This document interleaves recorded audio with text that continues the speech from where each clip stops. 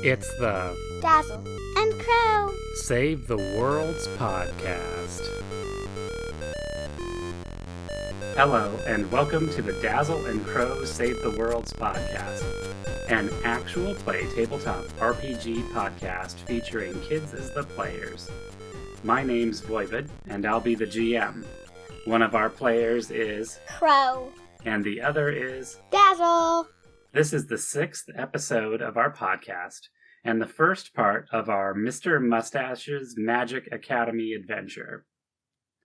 So, should we get started, ladies? Yes. Great. All right. So, I thought the best way to get started would be to sort of set things up like a television show. So, you know, television shows have intros, and you see little bits of the characters. Yeah? No. Yes. Yes, you do. Every television show is like that. Okay, I do. Think about Pokemon. I want to be the very best, right? And Do we get a song? we have a song already. It plays at the beginning of the podcast. Oh. Although, I guess what would the song be like for this show? I would say something. No, that's awful. Let's not do that. I would say something that sounds a bit magical. Magical? Sure. Like a symphony, with strings and orchestra, like that? How about this? No. Not like that either. That's a bit. Maybe a little theremin. I don't know. Anyways, so it's got sort of melodious symphony music, right? And it's got a fun theme. I imagine the show based on what we discussed before with Mr. Mustache and the Worlds. Yep. And Lunchman Unicorn. I imagine that this is probably a cartoon, right? Yes, most likely. Yeah. So in the beginning of the cartoon, the theme music kicks in, right? And then we see... And so we see maybe an establishing shot of Mr. Mustache's magical... I always want to say it magical. Mr. Mustache's Magic Academy. And maybe there's a sign. What do you think the sign for Mr. Mustache's Magic Academy looks like? It's a mustache. It's a mustache shape. There's a big mustache? Yes. Does it say Magic Academy on the mustache? No, yes. Mr. Mustache's Magical Academy. Magic Academy. The academy, there's also a mustache room.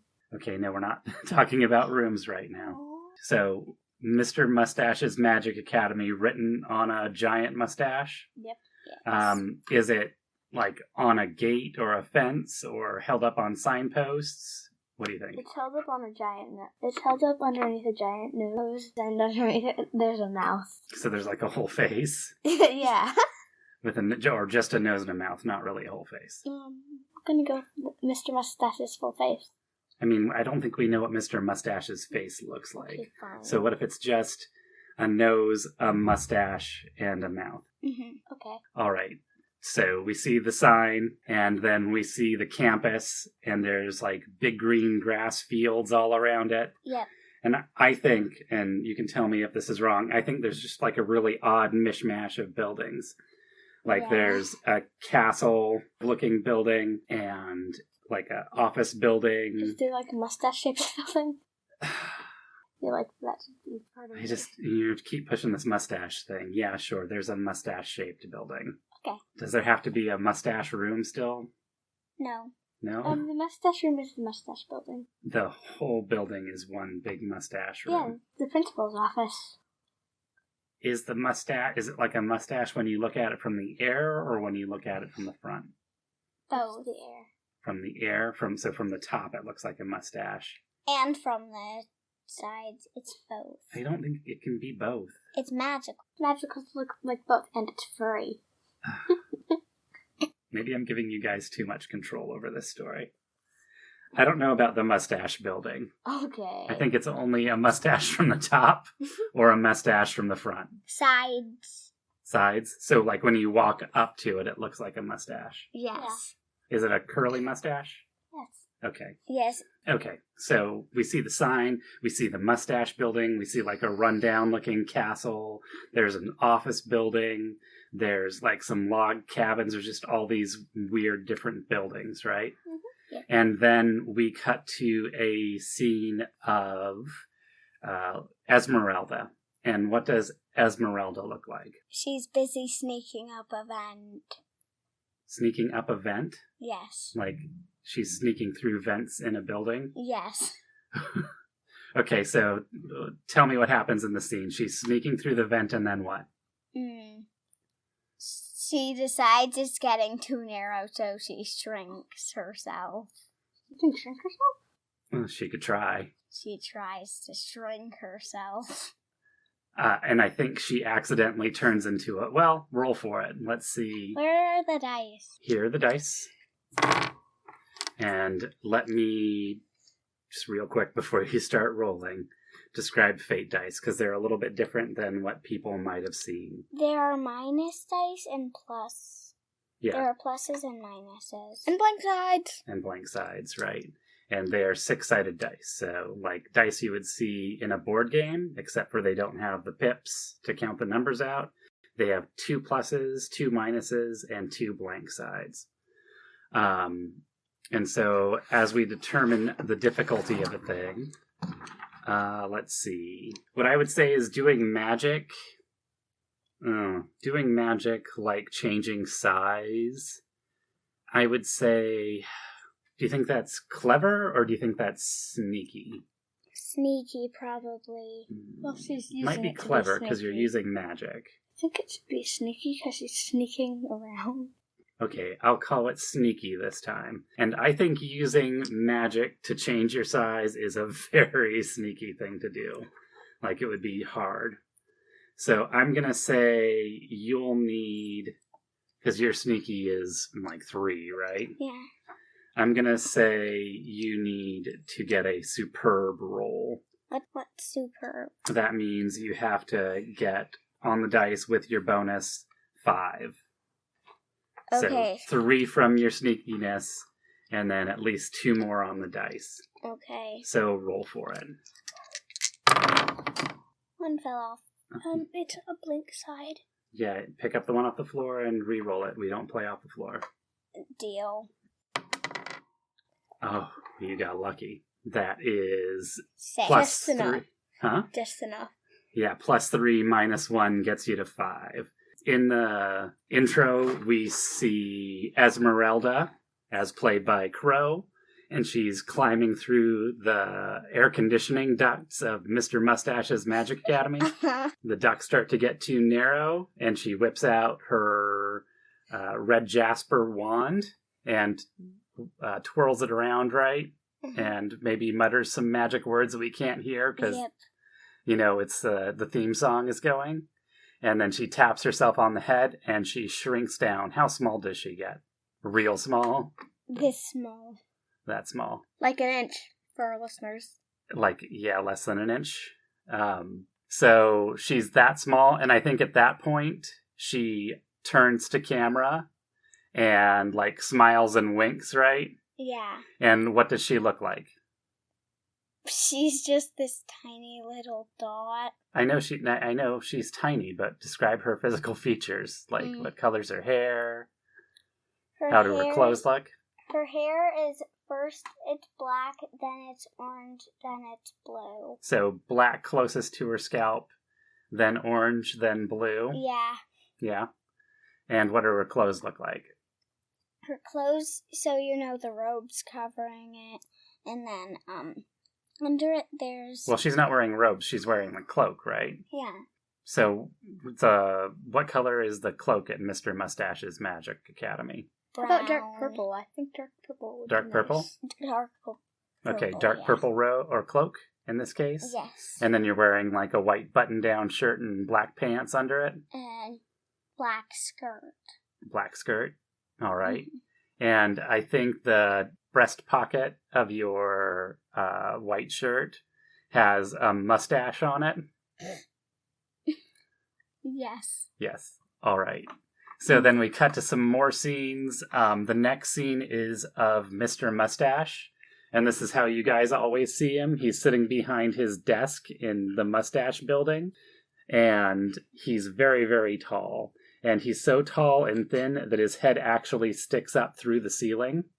and you can't see his face, and there's a intercom on his desk, a little box that's a speaker, and he always speaks through that because you can't hear him because his head's up in the ceiling of the building. And then it cuts back to Ember, and what is Ember doing? She's practicing Dazzle. magic for a test. She's practicing for a magic test? Yes. So you could do that. I'll leave it up to you, but I would think of something a little bit more dramatic. So it can be studying for a test, but why would the person making the show choose to put Ember studying for a test in the exciting intro of the show? What's happening that makes it exciting, interesting? 1 second she's there, 1 second she's not. What do you mean? She's practicing turning invisible. And so... Okay. So is she like standing in front of like a grimoire, a magical book, reading through it, and then she does an incantation and turns invisible? Yep. All right. Let's see here. I think that's a clever thing. Or is it sneaky also? Clever. I'm not using it. To sneak through a vent or any of that stuff. Okay. So I'll say 5. I think turning invisible is a hard thing to do, so you'll need at least 2 on top of your 3. Okay. Oh, and we have 2 minuses and 2 blank sides. You see her dramatically fail. So, yeah. So here's what I think, and you can tell me if I'm wrong. But, like, we start out close up on the book that she's studying, and you see, like, the tip of her finger on the words invisibility spell, and then it pulls back, and she starts her incantation, and she casts the spell, and there's like a poof, and she starts to fade out at first, and then she turns orange. Yep, and then she looks at the camera, and she's frowning. No, she is looking for the book for how to turn unorange. That's where it cuts off. Yeah, and what did she look like before she zapped herself orange? Well, she's wearing a robe, but when she's using her hands, you can see she's wearing the button-down Mr. Mustache shirt and purple. Wait, so you said robe again, but I think you mean cloak. Robe. It's cloak. That's usually a robe. No, they don't mean the same thing. Wait, what is it? A cloak is like a big cape with a hood. A robe is a thing that covers your entire body. I want a cloak. You want the cloak. I know, we discussed this before. And So you want the cloak, but your cloak is an oversized cloak that you can easily completely hide yourself in. Yep. So I think we see that in the intro. We see that you've got this oversized, slightly sloppy-looking robe, right? Because it doesn't quite fit you right, and it drags on the ground. Like, Esmerelda's was probably about knee length, and yours is all the way down to the ground. All right. And what did your hair look like before you also zapped that orange? It was brown, and the ends of it were purple. So brown closer to the scalp and purple at the ends? Curly or straight?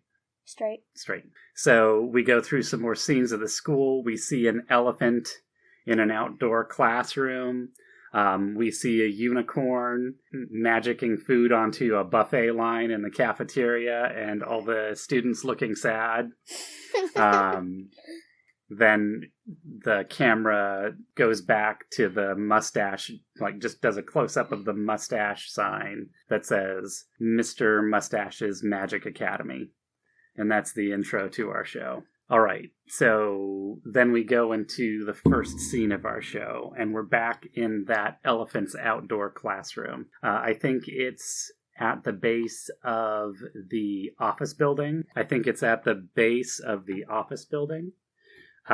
There's like a rolling garage door that opens up to an interior classroom, and this elephant is just a little bit too big to fit into the classroom. So every once in a while, she's reaching in and grabbing stuff out and setting up as you guys approach class. It sort of looks like you've been there before. This isn't the first day of school. Yeah. Okay. So there's a bunch of other students, some in cloaks, some in robes, all of them with mustaches somewhere on them, letting you know that they're students of Mr. Mustache's Magic Academy. Some of them has mustaches on their faces. Do you think that's like a fashion at the school? Yes. Yes. Some of the kids like to magic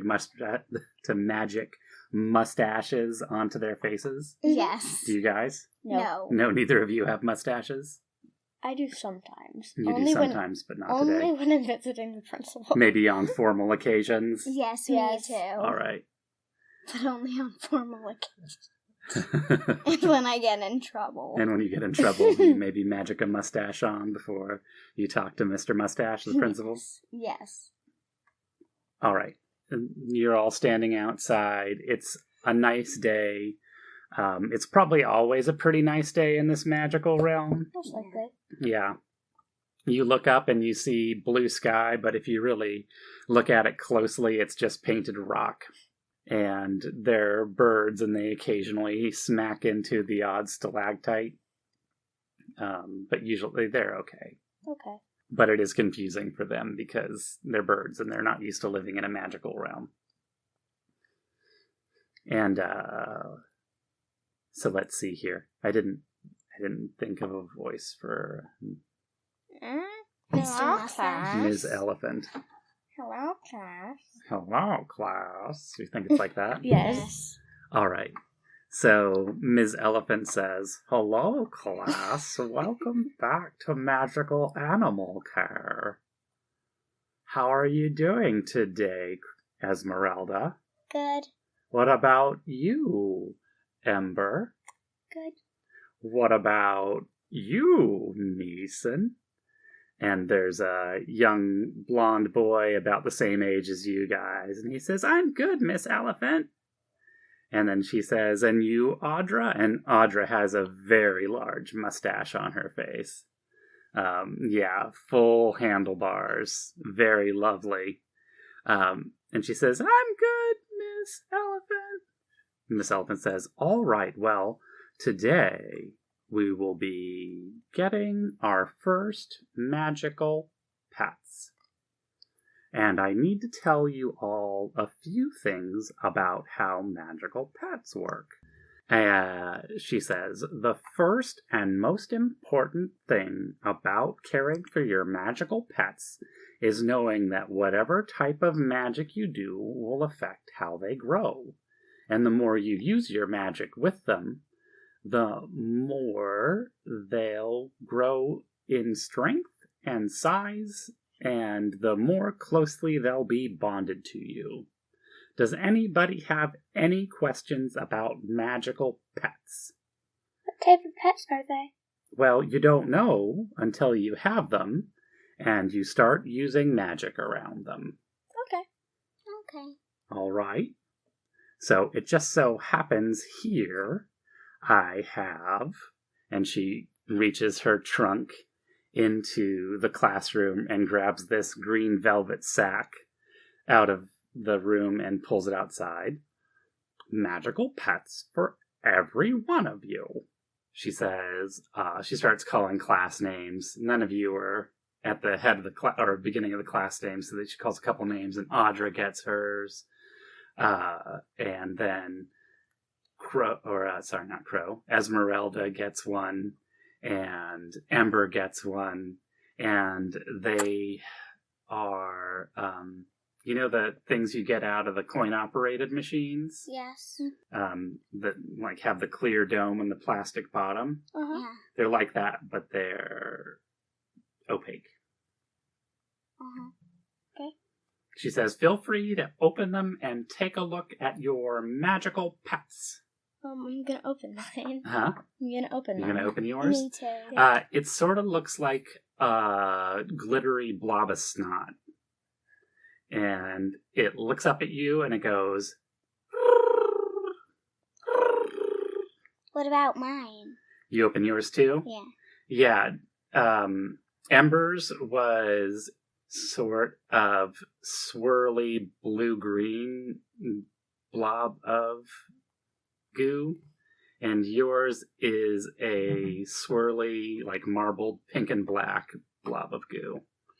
And it has little eyes that are just sort of like black dots and a little mouth.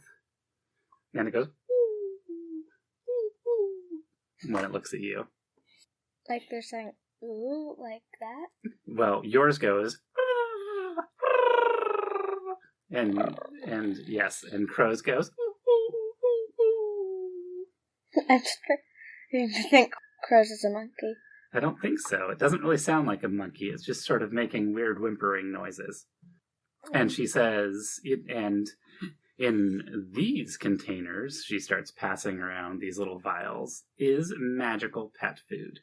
They'll grow into more regular... Oh, sorry, I'm not doing her voice. They'll grow into more regular food when they get bigger. But for now, she says, and she reaches up with her trunk to scratch the top of it. For now, you feed them this magical pet food. And it's just a little bit of liquid. So do you guys feed your magical pets? Yes. Yes.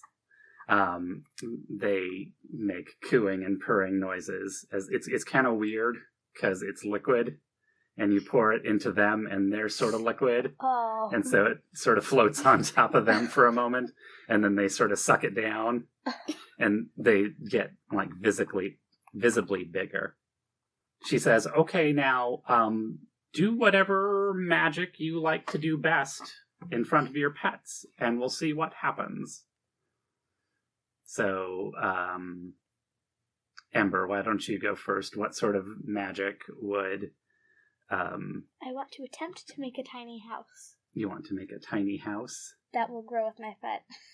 Do you think that would be a careful thing? I think making a house is sort of careful. I think it's careful too, to make sure it's safe. How hard would that be? So what I'd say is, I think like conjuring a little house probably isn't too hard. Let's say like a 4.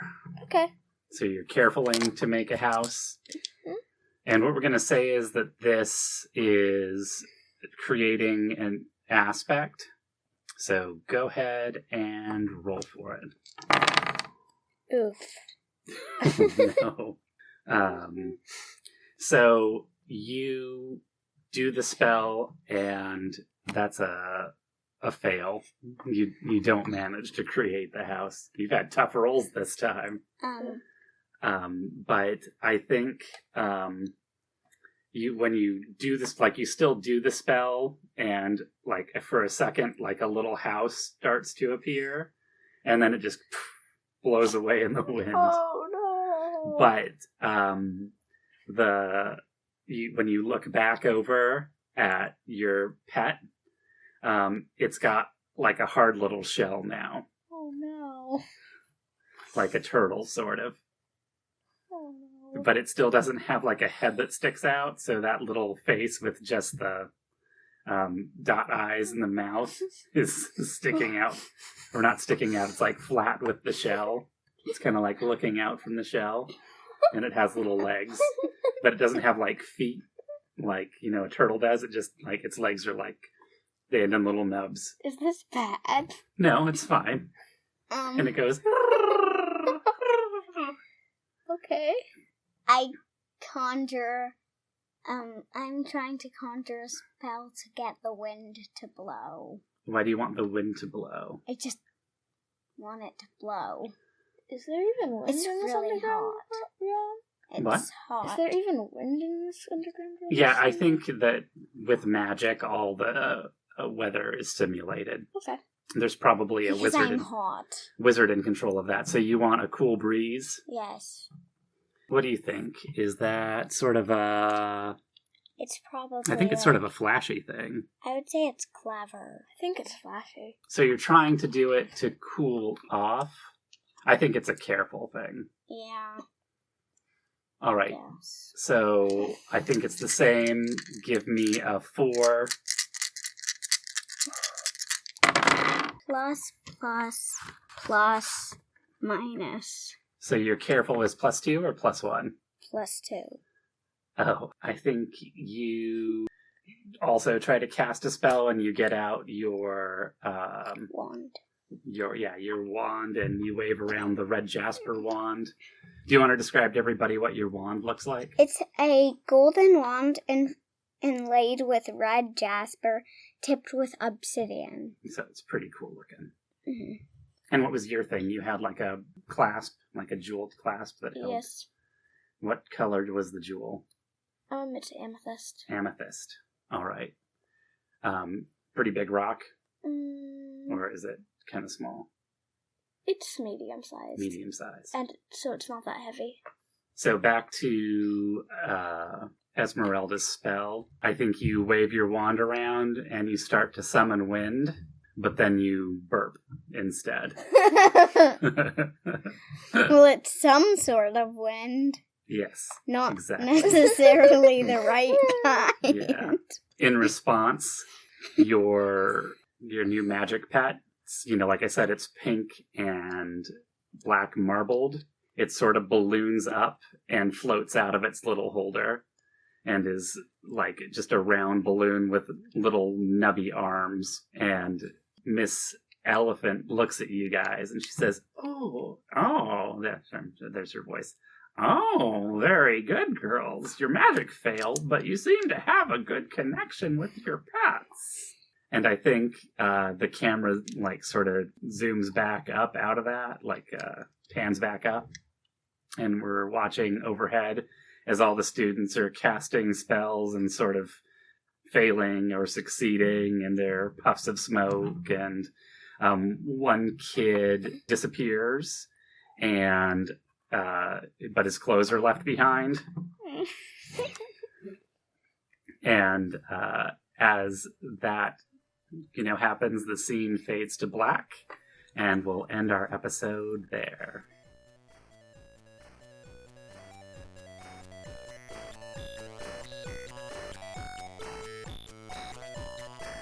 Thank you for joining us for the Dazzle and Crow Save the Worlds podcast. If you're enjoying this podcast, please consider supporting us on Patreon. Even a small amount of financial support will go a long way towards helping us pay the cost of hosting, upgrade our equipment, and continue to put time into this project. Additionally, a donation to charity on our behalf would also be greatly appreciated. Either way, we'll give you a shout out for your generosity on the podcast. You can find links to our Patreon and charitable campaign on our website at stickprincess.com, or just visit us on Facebook. Our theme music is Shanti by Roll Music, used under the Creative Commons Attribution License. We hope you'll join us for our next episode.